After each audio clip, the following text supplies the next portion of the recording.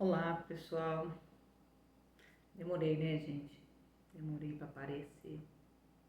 Pedi desculpa para vocês, mas eu realmente não estava em condições. Tentei várias vezes gravar um vídeo para por aqui e acabei que não consegui, acabei chorando muito e tive que desistir. Primeira coisa que eu queria agradecer muito, de todo o coração, todas as manifestações de carinho, de solidariedade, de apoio, todas as orações que eu recebi nesse período difícil, né, que antecedeu a partida do meu branquelo, né, dizer para vocês que tanto para mim quanto para ele fez muita diferença as orações, o apoio.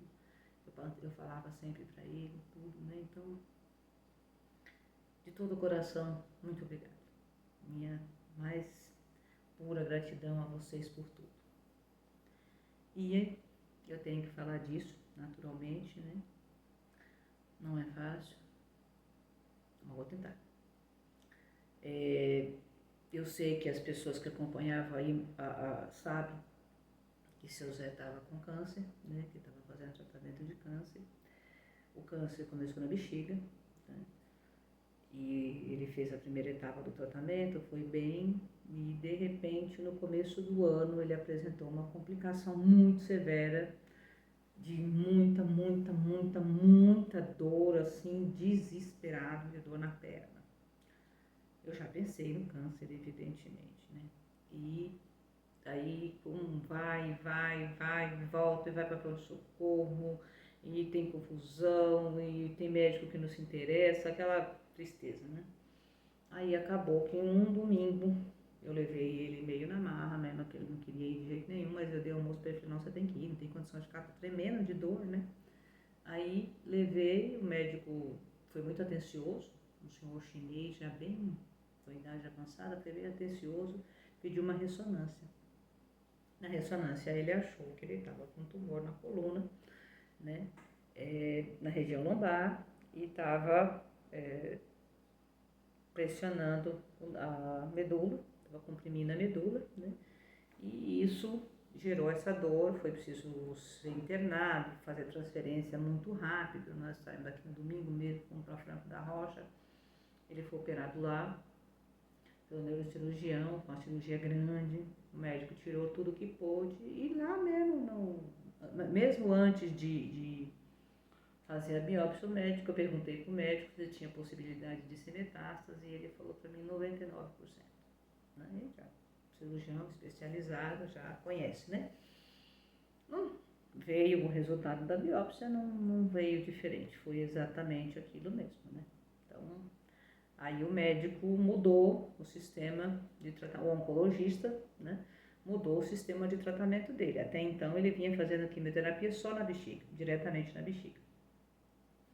Aí ele usava um medicamento chamado gencitabina, que era aplicado diretamente na bexiga dele, a quimioterapia. E o médico mudou, passou a usar, além da gencitabina, a carboplatina, que é um outro quimioterápico, né? E o ácido zoledrônico, que era para fortalecer os ossos, porque ele estava com metástase óssea. E pediu um PET scan, né? Quando ele fez o PET scan, aí veio, né, já a informação de que tinha em outros lugares, né? Tinha fígado, no fígado tinha uma suspeita, não tinha uma confirmação, pulmão, mediastino, vários outros pontos no corpo, né? Foi para quimioterapia sistêmica, fez 4 ciclos, né? Ele reagiu bem à quimioterapia, tem até vídeo aí que vocês viram, ele estava conversando, ele não teve perda de peso, o único problema foi a alimentação, porque ele passou a ter uma seletividade alimentar assim que era muito difícil, eu tinha que dar tudo para ele batido, peneirado, passado na peneirinha para ficar aquele cremezinho. Se tivesse qualquer coisa sólida, ele tinha rejeição. Aí, mas estava conseguindo manter bem, conseguimos manter o peso dele direitinho, porque ele estava tomando um suplemento que era próprio para pessoa oncológico, né? Estava tomando os medicamentos para dor, estava indo aparentemente bem. Então, o médico achou que ele estava bem, estava usando a da dor, né? A cadeira de roda, porque depois da cirurgia da coluna a gente já veio já com esse aparato todo, né? Quando foi em abril, ele teve uma pneumonia, né?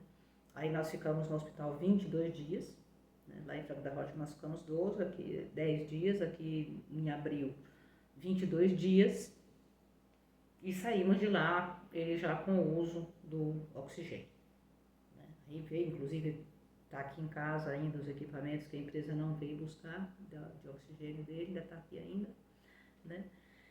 E aí ele veio para casa com oxigênio, mais dependente da cadeira de roda, né, com uma limitação maior, mas estava parecendo que tinha controle. E o médico achou que, como ele já tinha feito 4 ciclos de quimioterapia, o médico achou que precisava fazer um outro PET scan para poder avaliar o resultado dessa quimioterapia sistêmica, né?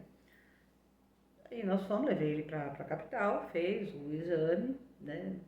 O pessoal lá do hospital, lá onde ele fez, não conseguiu muito disfarçar, né, o impacto do que encontraram, mas ele não percebeu. A gente veio embora, esperei o resultado do exame, peguei o resultado, levei ele no médico, ele estava usando andador, né, e ele já tinha começado a se queixar de uma dor nas costas, né. Ele pedia para mim poder passar a pomada, falava, bem, passa aqui, pega para mim para aquecer, né? Quando eu dava banho, ele pedia para colocar a cadeira de banho embaixo do chuveiro e deixar a água bem quentinha. Ele começou a se queixar e eu já fiquei com medo, porque eu sabia que tinha uma metástase acima da que o médico tinha mexido, tinha mais uma, né? E mais para cima, na cervical também tinha, né? Mas ele não tinha visto o resultado do exame. Aí eu levei pro médico, levei ele, o médico olhou, não, né? Como não era o oncologista que acompanhava ele, que ele estava de férias, era o assistente dele, ele não quis tecer muitos comentários, ele só falou, não, vamos mudar a quimioterapia dele para algo mais forte. Aí, como tinha que fazer rádio, porque ele já estava com a dor nas costas e o médico achou lá, né, no PET scan, as metástases, ele já tinha feito rádio na primeira etapa, teve que fazer, e o médico falou, tem que fazer novamente. Para fazer radioterapia, é preciso fazer uma tomografia especializada para marcar o eixo por onde vai ser aplicado, né, a radioterapia. Aí, eu levei ele para fazer o exame, tudo, marcou, colocaram, eles colocam um adesivinho que não sai, né, no tórax. Eu já estava preocupada, eu falei, puxa, você vai pegar a rádio que vai atravessar a região do tórax, né? O médico já tinha falado que sempre gera complicações, né? Aí, viemos para casa, tudo, foi fazer.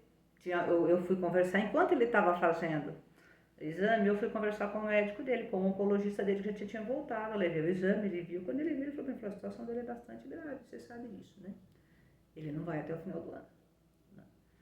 Aí, ele falou, mas nós vamos fazer uma quimioterapia nova nele. Só que eu vou te avisar que é uma quimioterapia neurotóxica. Então ela vai dar uns choques nas mãos dele, nos pés, incomoda um pouco os efeitos colaterais. Eu falei, tá bom. Ele é bem resistente, ele estava se alimentando dentro do possível, né? E na cabeça dele o tempo todo, em nenhum momento ele falava em não conseguir. Ele acreditava o tempo todo que ele ia superar, que ele ia se recuperar, que ele ia conseguir a cura, né? Então, tinha aquela mente dele, eu sabia com que eu estava lidando, né? Desde essa época, desde quando ele operou em Franco da Rocha, o neurocirurgião conversou comigo lá e ele falou para mim assim, entenda que o seu marido está entrando na fase terminal da doença, não, né? Mas eu guardei isso para mim, ficou, eu falei, não, vamos até onde Deus mandar, a gente vai, né? Aí, quando ele fez a quimioterapia, na segunda-feira, eu levei ele para fazer na segunda, não teve. Eu notei pelo pessoal lá que estava acostumado com a gente, porque toda vez que eu ia lá levar ele, eu ficava. Eu sempre fiquei, eu nunca deixei ele sozinho. Eu sempre ficava com ele, quantas horas fosse, eu nunca deixei ele sozinho. O tempo todo eu ficava com ele. E eu notei, né, aquela apreensão das pessoas em aplicar aquele quimioterápico nele. Ele já estava com uma distensão abdominal assim, significativa, né? Não estava conseguindo fazer cocô, mas aí como não estava se alimentando direito, né? Aí veio pra casa, chegou em casa e falou, tava com sono. Tô com sono. Falei, tá bom, não, vai dormir. Botei ele pra dormir, agasalhei ele bonitinho e tudo. Acordou, tô com fome. Falei, meu Deus, isso é uma coisa de música para meus ouvidos. O que você quer comer? Quero carne. Falei, você vai comer carne? Faz um tempão que ele não comia carne, né? Aí fiz frango. Falei, o que que você quer? Ah, quero frango com polenta e couve. Falei, tá bom. Fiz um frango pra ele, fiz polenta, couve, ele comeu bem.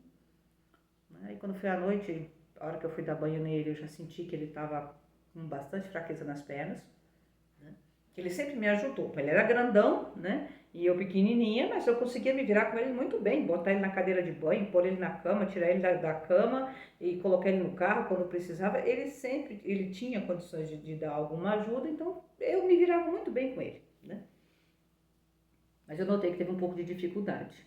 Já fiquei preocupada, fiquei alerta, né? Mas ele dormiu. Aí quando foi de manhã, desesperado com a dor nas costas, né? Falei, meu Deus, o que eu faço, né? Dei os medicamentos, os médicos, ele tomava derivados de morfina, né? Pra dor. E falei pra ele, vamos pro hospital. Ele falou, não, não vou. E ele, quando ele falava não, era não e pronto. Aí eu teimando, vamos, não vou. E ficou o dia, e quando foi, dormiu e pediu comida à tarde, eu dei. Aí quando foi dormir, 1 e pouco da manhã, ele me chamou e falou assim, bem, ele falou assim, começou os choques. Falei, ele falou, é estranho. Aí eu levantei, né, acendi a luz do quarto, e aí eu vi que não era choque, ele não estava tendo choque, ele estava tendo uns espasmos violentos, não era choquinho na mão, no pé, como o médico falou, era uns espasmos assim, brutais, que chacoalhava o corpo dele. Eu falei, não, eu falei, vamos pro hospital. Ele falou, não, me dá um sossega-leão para me dormir, se de manhã não tiver melhorado, eu vou. Aí eu dei o remédio, o médico já tinha me orientado, que era para dar, quando ele pedisse, né, dei a gotinha que o médico mandou. E ele teve espasmos até, mas dormindo mesmo, ele dormiu, mas ele continuou tendo os espasmos, mas não tão fortes, acho que o medicamento interferiu, né? Quando foi na quarta-feira, aí ele já acordou pior, aí ele já não tinha força para nada, não conseguia nem para poder ajudar a tirar o pijama, ele não conseguiu. As pernas dele estavam, ele falava para mim, se eu tocava, ele falava assim, você sente eu pegar? Ele falava, sinto. Mas ele não tinha força de empurrar minha mão com o pé, né? E isso, no correr do dia, eu fui tentar alimentar ele, aí já complicou, aí eu comecei a medir a oxigenação dele, estava baixa, mesmo com oxigênio, eu falei, não, tem que levar para o hospital. Aí quando eu dei um pouquinho de comida para ele no almoço, ele falou, deixa eu dormir um pouquinho. Falei, deixa. Aí ele pegou no sono e dormiu. Falei, deixa ele para descansar. Quando eu fui tentar sentar ele na cama para poder dar a medicação no horário, ele teve uma convulsão. E aí eu me apavorei. Aí já não tem condição. Peguei ele, coloquei na cadeira de banho, tentei colocar ele no carro, não consegui, porque aí ele já não conseguia ajudar em nada, né? Aí eu tive que ligar pro vizinho aqui, né, Eduardo, que é amigo da gente boa pra caramba, né? Tem uma casa de ração, tá acostumado a pegar peso, eu tive que ligar pro Eduardo, pedi pro Eduardo vir me ajudar. Veio ele, a esposa e o menino deles, me ajudar a colocar ele no carro. Eduardo veio, colocou ele no carro, fomos pro hospital. Lá não tinha muito, já não tinha mais como, né? As pessoas, principalmente pronto-socorro, não tem muito. Então ele passou a noite medicado, coisa e tal. Na parte da manhã foi que veio o médico decidir. Passamos uma noite lá, de manhã o médico veio. Aí eles me tiraram, ele estava na emergência, eles me tiraram da emergência, não deixaram eu ficar com ele, porque ele estava piorando, né? Aí passaram uma sonda nele, tudo, para poder aliviar um pouco a dor que ele estava sentindo, porque o abdômen dele estava enorme. Aí o médico veio, conversou comigo e falou, você sabe que o seu marido está em fase terminal, né? Eu falei, eu sei. Ele falou, nós vamos colocar ele na UTI, vamos entubar ele, vamos abrir ele. Eu falei, não vai não. Eu falei, não vai não. Ele falou, não? Eu falei, não. Se for esse o caminho, eu vou levar ele para outro lugar. Eu não vou deixar vocês judiarem dele. Ele me pediu 1 milhão de vezes para eu não deixar entubar ele, para eu não deixar ele preso em aparelhos que no final das contas só ia gerar sofrimento para ele, para mim ver ele sofrer e morrer, né? Eu quero que ele vá para os cuidados paliativos, né? Aí o médico falou, então tá, nós vamos internar ele, aí você conversa com o médico da internação. Conversei com o médico, graças a Deus, Deus colocou um médico maravilhoso, um médico assim sensacional, uma pessoa de uma compreensão. Eu conversei com ele e falei, doutor, eu sei, né, eu tenho esclarecimento, conhecimento suficiente para saber que chegou no limite, né? E eu não quero que judia dele. Eu não quero que abre ele, porque vai mexer, né? Porque no PET scan tinha dado vários, né? Focos no peritônio, e esses focos, com a reação brutal que teve a quimioterapia, que o câncer tem esse tipo de comportamento, né? Ele pode reagir e crescer numa velocidade absurda quando a pessoa recebe quimioterapia. Aí esses tumores pegaram tudo no intestino dele, então ficou totalmente parado, né? E por causa da toxicidade da quimioterapia e por causa do problema na coluna, da compressão da medula, ele perdeu o movimento das pernas, perdeu a função da bexiga, a função do intestino, então ficou muito complicado, né? Aí ficamos internado, o médico veio, nós conversamos, eu falei com o médico, falei, doutor, eu sei a situação, o senhor também sabe. Ele falou, da outra vez que ele ficou aqui, você também ficou aqui direto, né? Dá pra gente conversar. Ele falou, o bom é que quando o familiar é como você, é melhor para nós, porque daí você entende que com relação à doença nós não temos mais nada a fazer. As famílias às vezes acham que é negligência ou que tinha ainda alguma coisa a ser feita. No caso do Zé, não tem mais nada que a gente possa fazer com relação ao câncer. Ele espalhou de tal forma que, né, vai ser o fim dele por causa dessa doença. O que pode é estender isso, talvez tentar estender por algum tempo aí, mas ele vai ficar preso no hospital, né? E no estado, né, ele estava sofrendo. Aí eu falei pro médico, falei, não, eu quero cuidado para deixar ele partir no tempo dele em paz, respeitosamente, respeitando a dignidade dele e minimizar o máximo possível o sofrimento. O médico falou, ótimo, então nós estamos na mesma linha, então vamos conversar e vamos fazer as coisas certas, da melhor maneira possível. Nosso objetivo principal é evitar que ele sofra. Aí ficamos lá no hospital, eles começaram a ajudar ele de todas as formas que era possível, né? De medicação para poder aliviar a dor, de desconforto, de tentar promover um soninho mais confortável para ele. Ele foi extremamente bem cuidado, né? O tempo todo, eu fiquei o tempo todo lá, eu não saía nem do quarto, porque eu tinha medo de sair de perto dele, e ele tinha uma ansiedade enorme de me ver, ele tinha que me ver, né? Então assim, se fosse dar banho nele, eu não podia sair, eu tinha que ir, e também assim, eu nunca deixei ele, sempre eu dava banho nele. Aí, ficamos lá, ele foi todos os dias, ele ia, o déficit dele, lógico, ia aumentando, né?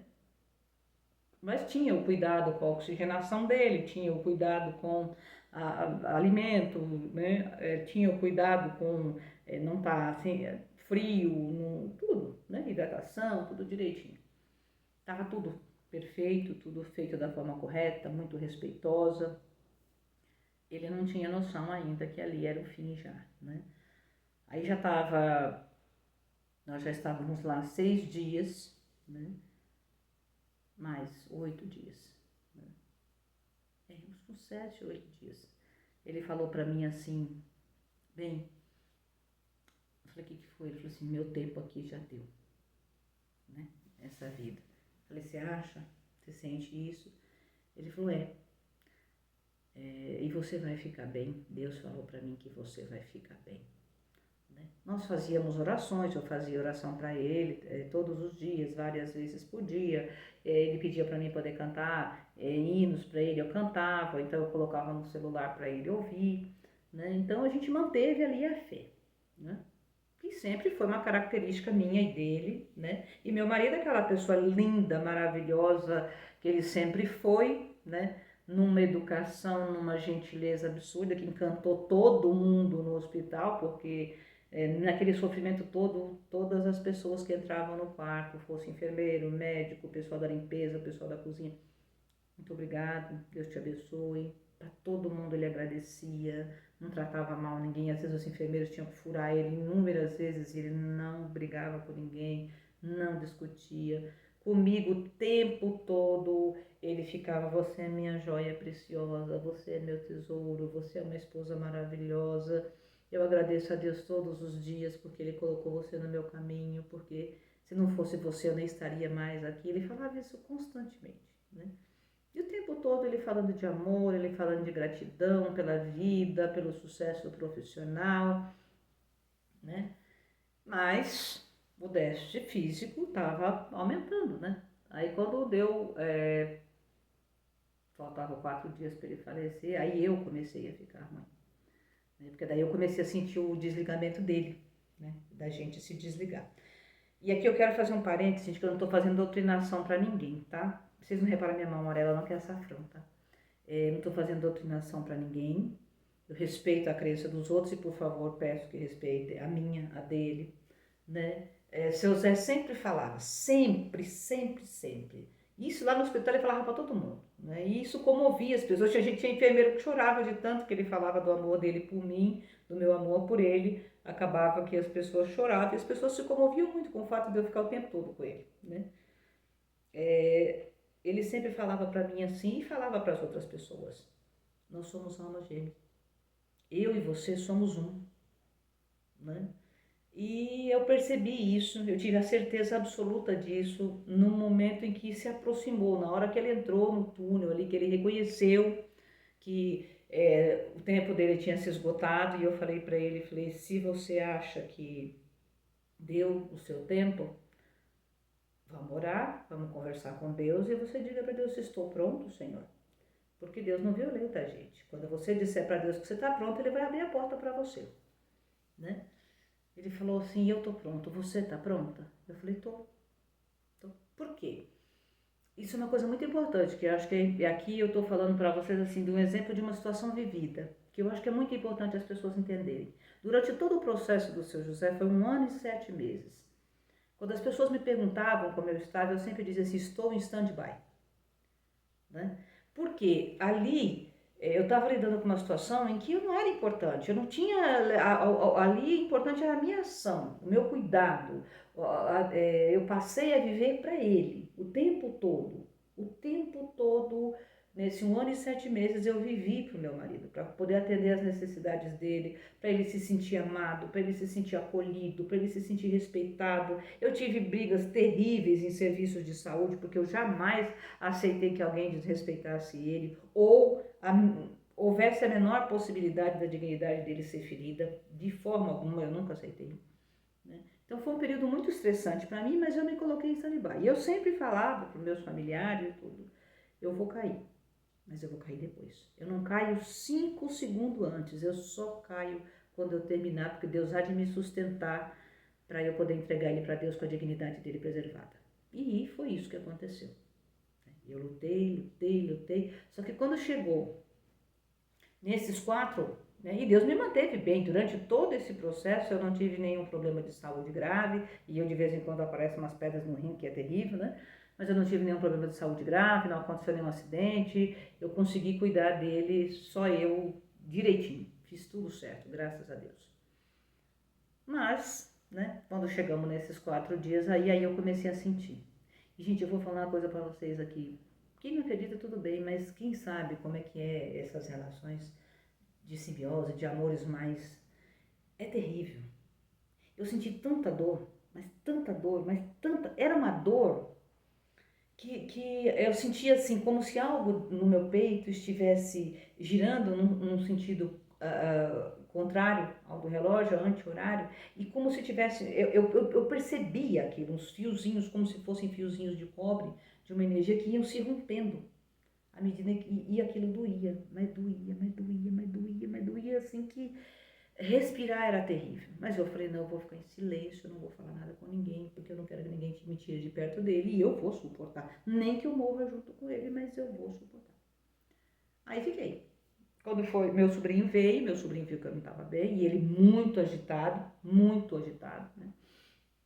Preocupado comigo, porque, né, ele falava para ele o tempo todo, você é tudo para mim, eu não quero que você sofra, né? Então, ele tinha uma preocupação, mesmo naquele sofrimento todo, mesmo no leito de morte, a preocupação dele era me cuidar. Como sempre foi, ele sempre foi um marido maravilhoso, né?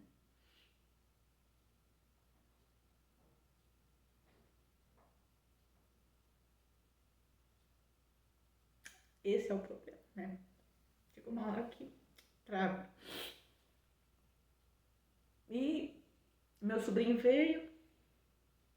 entendeu como é que ele estava por minha casa, meu sobrinho falou para o tio, abraçou ele e falou, tio, tá tudo bem, eu cuido dela. eu vou cuidar dela. E isso pra ele foi uma coisa assim que aliviou ele, né? Porque eu e meu sobrinho fala pra todo mundo, ele só não nasceu de mim, mas ele é meu filho, né? Porque ele só não nasceu de mim, mas a gente tem uma ligação, assim, ele me compreende, né? A gente tem uma relação muito boa, de muita confiança, e ele falou, tia, eu vou ficar. Ele ficou quinta, sexta, sábado comigo. Não foi embora, deixou lá a empresa dele, a esposa dele, as coisas tudo ela cuidando sozinha para cuidar de mim. E nós ficamos com ele, né? E eu vou falar para vocês, gente, como isso é importante. Quem tiver um familiar doente, nessa fase terminal, se você puder ficar, fica. Meu Deus, como meu marido precisou da gente. Ele pedia, bem, muda eu de posição. Aí ele pedia, vira eu, ajeita aqui, arruma a cama. Mesmo que ali tinham profissionais extraordinários, extremamente dedicados, mas ele não era o único paciente, eles tinham outras pessoas para cuidar. E a gente tinha que colocar água na boca dele com seringa, de 10 em 10 ml. Por causa da sonda, machucava, ele pedia água o tempo todo. Aí aqui em casa tinha umas garrafinhas de água que durante o processo de tratamento dele, eu ia na igreja de São Judas, pegava as garrafinhas, comprava 120 garrafinhas de água, que dava para o mês para ele, e levava na sala da bênção, pedia para o padre benzer e trazia para ele tomar, e ele tomava essa água o tempo todo, né? E tinha umas garrafinhas aqui em casa ainda. Aí meu sobrinho veio, buscou, quando chegou lá eu mostrei para ele, né? Ele estava perdendo a visão, né? Aí ele pedia para mim assim, né, no dia que ele faleceu, né, na noite anterior, ele falava para mim assim, bem, molha paninho na aguinha, põe em mim. Eu tive que deixar a janela aberta, porque ele deu sepsis, né, porque ele teve refluxo de fezes pela sonda, e isso gera uma contaminação absurda. Ele teve sepsis, então a sepsis ela causa uma alteração na temperatura interna do organismo que incomoda muito. Aí eu pegava, molhava os paninhos na água benta, colocava no abdômen dele, colocava na testa, colocava na nuca, meu sobrinho colocava no pé, a gente mudava ele de posição. Nós passamos, eu e meu sobrinho, de quinta pra sexta, de sexta pra sábado, sem dormir um minuto. Né? Aí no sábado de manhã o médico veio, ele estava numa agonia muito grande, ele estava fazendo barulho para respirar, horrível, incomodava bastante ele. Né? Aí o médico veio, e o médico me chamou para conversar, e o médico tinha um hábito muito interessante, ele chamava para conversar em cima do teto da cobertura do hospital. Eu subi lá com ele, né? Aí ele pegou e falou, nosso combinado foi o quê? Eu falei, não deixar ele sofrer. Ele falou, então, mas ele tá sofrendo, né? E você tá vendo e você também tá. Eu falei, sim. Ele falou, eu vou introduzir a sedação dele, a partir de agora, né? Pra ele não ter essa percepção de toda essa agonia, né? E ele vai parar no tempo dele, né?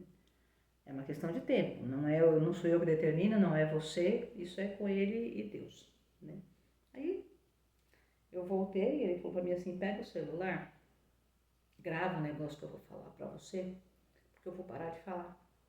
Ele sentiu que ele ia parar de falar, né? Ele falou, eu vou parar de falar pra você ouvir quando eu não estiver mais aqui. Ele acabou. Aí eu peguei o celular, ele me fez, né, aquela riqueza minha de sempre. Falou que ele sempre falava para mim assim, você tem uma capacidade de expressar sentimentos em palavras que eu acho a coisa mais admirável do mundo. Eu não consigo expressar igual você faz. Eu acho isso tão lindo, né? Mas ali ele conseguiu. Ele falou para mim tudo que ele sentia por mim, que o amor, a gratidão, que eu era tudo para ele, que eu prolonguei muito a vida dele com todo o amor e dedicação que eu sempre dediquei a ele. Aquela coisa linda, né? Eu ouço todo dia, né? Para poder chorar. Né? E aos poucos o remédio foi fazendo efeito. Eu e meu sobrinho fomos, ele pedia ainda para mexer. Quando ele já não conseguia falar, ele fazia assim com a mão para me chamar, se eu soltasse a mão dele. Ele queria ter certeza que eu estava ali. Quando deu lá no sábado, 1 hora da manhã, né, ele pegou num sono assim, mas um soninho de bebê. Né? E eu e meu sobrinho quebrados, né? Aí eu falei pro sobrinho, vamos tirar um cochilo, filho, ele tá dormindo, né? Vamos descansar um pouquinho pra gente poder, porque nós também estamos quebrados, né? E meu sobrinho falava assim, tia, ele ainda vai lá pra quarta, quinta-feira. Minha amiga foi lá e falou, também acho que ele vai pra semana que vem. Eu falei, vocês estão tudo errado. Ele vai no domingo, porque domingo é dia 28, dia de São Judas, E ele vai no dia de São Judas, porque São Judas é patrono da PM, e ele tinha mania de brincar e falar assim que ele e São Judas se entendia bem, porque polícia com polícia sempre se entende, né? Então eu falei pro Júnior, falei, vai no dia de São Judas, pode apostar. Aí nós acabamos, meu sobrinho, o hospital forneceu uma poltrona pro meu sobrinho, tinha lá o sofazinho que eu ficava nesse período. Eu deitei lá no sofazinho, meu sobrinho foi lá na poltrona e pegamos no sono, né? Quando eu acordei, 15 para 6 da manhã do domingo, dia 28, eu olhei para ele estava respirando profundamente, né? Eu falei, tá tranquilo. Aí eu fui fazer oração, das 6 da manhã, né? Ele gostava de fazer oração, eu fui, fiz oração, pedi, né, para Nossa Senhora, falei, Nossa Senhora, interceda por ele, né? Tenha compaixão, né? Interceda por ele. A Senhora não intercede na hora da nossa morte, interceda por ele, para ele se libertar disso. Aí eu fui, pus a mão no peito dele, beijei o peito dele e falei para ele, falei assim, amor, você é um homem absolutamente preparado para isso. Se liberta. Esse corpo que você está não comporta mais vida. Se liberta. Vai com Deus. Eu vou ficar bem. Aí quando eu virei as costas, ele parou. Quando ele parou, que eu fui sair para chamar a enfermeira, meu sobrinho falou, tia, ele não parou. Eu voltei, ele tinha puxado o fôlego, eu pus a mão no peito dele. Falei, não, amor, não reage. Não oferece resistência, se entrega para Deus. E aí ele faleceu às 6h35 da manhã. Né? Tava a janela aberta, né? Um lindo domingo de sol nascendo. Ali eu ajoelhei.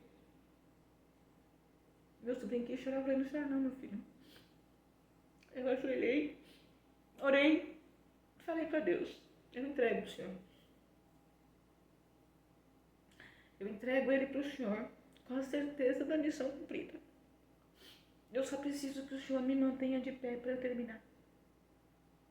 Enquanto eu não terminar, eu não posso cair. Depois eu não me importo, eu preciso terminar. Aí fiz oração, tudo, as enfermeiras vieram, foi aquele alvoroço no hospital, porque todo mundo estava todo mundo super solidário com a gente. O médico veio assinar o óbito, precisava de 2 assinaturas, porque ele quis ser cremado, ele pedia muito isso, né? Providenciei a cremação dele, tudo, né? Ele estava com uma expressão linda, né? Calma. Não tirei o bigode, porque ele não deixou tirar, tive que tirar a barba, porque um dos tumores rompeu no rosto dele, eu tive que tirar para higienizar. Mas o bigode eu fui tirar, ele falou, não tira não. Eu falei, por quê, amor? Assim, porque você gosta, né? Deixa aqui. Aí eu deixei. Aí o pessoal da funerária queria tirar, eu falei, não, deixa. Né? Ele queria deixar, deixa. Deixei, ele tava bonito, ele com semblante de paz, como se ele estivesse dormindo. Né? Aí fiz um velório pequeno, ele não queria velório, ele falava não precisava. Eu falei, isso é muito estressante para você já está tanto tempo lutando com isso, né? Não vai mudar nada. Né? Mas aí, por causa da minha cunhada, dos meus irmãos, dos sobrinhos, eu falei, não, tem que fazer algumas horinhas para não ficar uma situação. Aí fiz. O corpo dele foi para o crematório em São José dos Campos, né? E ele foi cremado lá no dia 31, porque tem um período que tem que esperar, né? E aí seu Zé, claro que ele tinha que fazer essas coisas comigo, né? Eu vim para casa, meu sobrinho ficou comigo, né? Uns dias, porque ele não queria me deixar sozinha. E eu fiquei muito mal, muito mal. Mas assim, eu não conseguia chorar, eu não conseguia comer, porque eu não conseguia engolir, não passava nada. Até a água eu engasgava e eu não conseguia chorar. Porque eu tinha aquela sensação de que não estava terminado e era um desconforto terrível para mim. Não conseguia dormir, né? Aí eu peguei e liguei lá, perguntei, a moça falou, a senhora pode vir buscar o atestado de óbito dele que está pronto. E eu fui buscar o atestado de óbito dele. Quando eu cheguei lá, que eu entrei na sala, o rapaz, eu falei com o rapazinho que estava falei assim, moço, eu vim buscar o atestado de óbito do meu esposo. Aí ele falou, seu José Desiocas? Eu falei, é. Ele falou, então, mas vocês dois marcaram encontro aqui? Eu falei, por quê? Ele falou assim, é porque as cinzas dele acabou de entrar aqui. É essa urna aqui. Acabou de entrar. Aí o rapaz me entregou o atestado de óbito dele, me entregou a urna e eu fui pro carro e eu chorei, gente, assim, acho que uma hora e pouco ali sozinha, com a urna dele no meu colo. E eu chorei, ali eu chorei. Ali eu falei, poxa, eu podia morrer aqui, que tava tudo bem, eu terminei. né? Aí eu saí de lá, depois que eu me acalmei um pouco, tomei uma água, saí de lá e vim para casa com ele, né? Abri os vidros do carro, coloquei uma música que chama Ouço Deus, que ele gostava muito, que ele fala, assim, descreve exatamente a forma que ele tinha de falar que ele via Deus. Porque meu marido falava que ele via Deus em todas as coisas, inclusive nas dificuldades, nas adversidades, né? Inclusive durante o período da doença ele falava muito isso, né? Que Deus estava burilando ele, através né? da doença. Aí eu abri a janela do carro, coloquei a música bem alta e falei para ele que Deus permitiu ficar de você, para mim, são suas cinzas. Eu vou levar para casa. Né? E vim. Né? Vim chorando, naturalmente, né? Porque eu choro mesmo, eu sou muito chorona. E aí sim, quando eu cheguei em casa, que eu coloquei as cinzas, a urna dele, eu tinha preparado já o nosso quarto para isso, aí eu coloquei lá a espada dele de oficial em posição de descanso, né? E coloquei a urna dele ali no móvel junto com a espada, embaixo da espada dele. Aí sim, ali eu senti que eu tinha terminado, e ali a dor explodiu no meu peito de uma forma que eu achei que eu ia morrer naquele momento. A dor foi tão grande, mas tão grande que eu achei que eu estava morrendo. E eu agradeci a Deus toda hora, eu estou morrendo graças a Deus, porque eu queria morrer, né? Eu tinha esperança de morrer junto com meu marido. Na verdade, eu tinha esperança de morrer junto com ele. Eu acreditava que eu não ia suportar, né? E eu não sei como é que eu estou suportando. Honestamente, falar a verdade para vocês, não sei. É terrível, gente, é terrível. A dor do luto conjugal para um casal, com a forma de relacionamento que eu e meu marido sempre tivemos, de um amor enorme, de muito respeito, de muita cumplicidade, de muita confiança, né? De muita lealdade um no outro, de um companheirismo, assim, da gente comer no mesmo prato, beber no mesmo copo, tomar banho junto todo dia, né? Tudo da gente. Então, eu sinto uma falta dele, assim, que é algo absurdo. É absurdo, é terrível, porque eu sinto, meus ouvidos querem ouvir a voz dele, meus olhos querem ver, eu quero sentir o cheiro dele, né? O calor do corpo dele é algo, é um vazio que me consome todo dia, todo dia, todo dia. Eu oro, eu digo para ele, eu sempre falo para ele, amor, eu agradeço a Deus todos os dias, porque Deus libertou você do sofrimento. Eu peço a Deus todos os dias, Senhor, permita que chegue a Ele todo o meu amor, toda a minha gratidão, todo o meu desejo de paz. Eu sei que Ele precisava partir, né? E eu peço muito perdão a Deus quando eu choro muito, porque eu sempre falo para Deus assim, eu sei que Ele precisava partir, mas a minha mente sabe, mas o meu coração não. É inevitável chorar. Em tudo. Se eu vou fazer comida, eu não tenho meu branquelo para falar para mim assim. Quando ele comia, meu marido era uma coisa linda, gente, era um homem incrível. Ele falava assim, toda vez que ele acabava de comer, ele falava, obrigado, Senhor, pelo alimento. Obrigado por o Senhor me dar uma esposa maravilhosa que cozinha tão bem, que me agrada tanto com a minha comidinha, que me dá meu pratinho pronto na mão todos os dias, né? E isso era algo assim, e ele tinha um vínculo com isso que era a coisa mais linda. Ele falava para todo mundo. Se alguém perguntasse para ele se ele não queria repetir comida, tudo ele falava assim, não, ela sabe exatamente a medida da minha fome. Nunca sobra, nunca falta. Ela sabe exatamente o tanto que eu preciso quando ela faz meu prato. Então são coisas assim, que elas são muito importantes. E é muito difícil. Eu tenho me esforçado muito para tentar ficar bem, né, na medida do possível. Mas é uma dor descomunal, né? A falta que ele me faz. E tem umas pessoas, gente, assim, eu vou dar uma dica aqui pra vocês, muito boa de quem tá vivendo luto. Pelo amor de Deus, não fica dando receita pros outros, não. Isso é muito chato. Tem umas pessoas muito desagradáveis que ficam, ai, você devia isso, ai, você devia aquilo. Não devo nada. Eu não devo nada. Eu tenho que respeitar a minha dor, tá doendo na minha alma. E não importa quanto tempo vai levar. Não importa se vai me consumir, se eu vou morrer por isso. É chato, sabe? As pessoas ficarem tentando te dizer o que você tem que fazer, se ela não sabe a dor que você sente. Como é que é, né?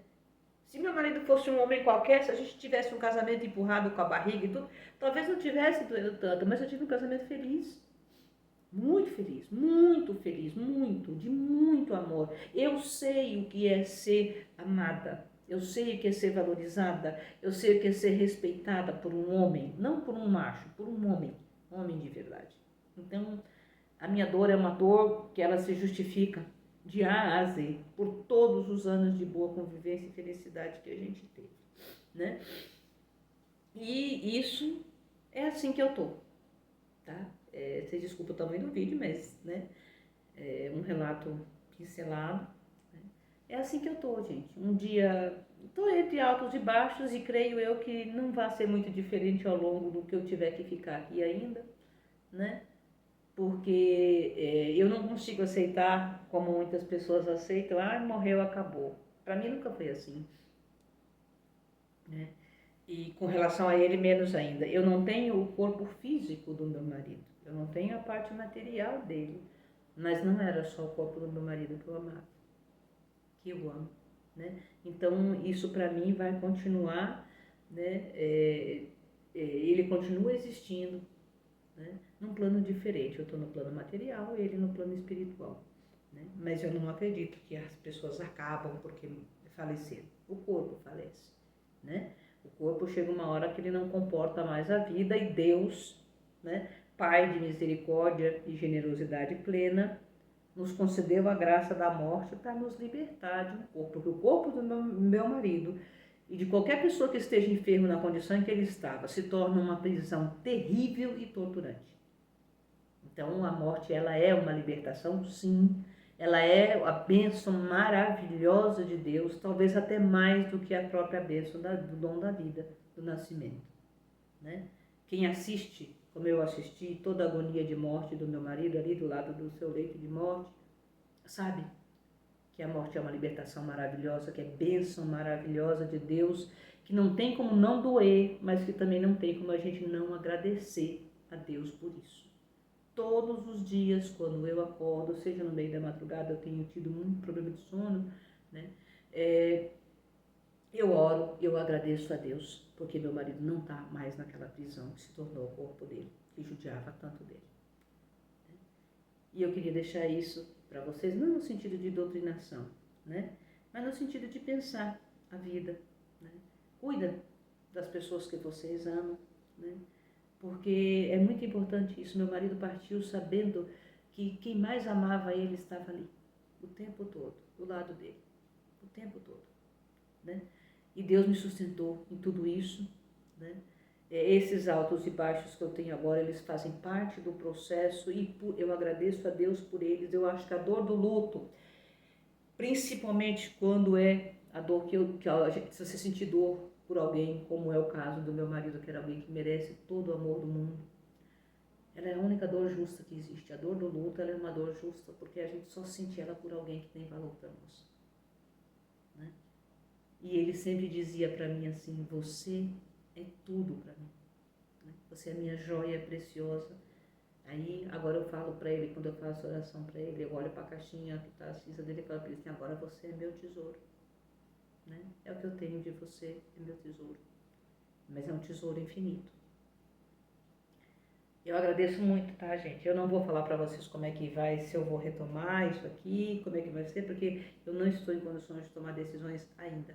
Eu sou uma pessoa meio marcha lenta para as coisas, eu faço muitas reflexões. Então, no tempo de Deus, as coisas irão para o lugar que devem ir, né? E eu não sou uma pessoa que eu tenho pressa para as coisas, eu acho que a gente tem que deixar sentir de verdade, né? A verdade, ela é uma coisa maravilhosa.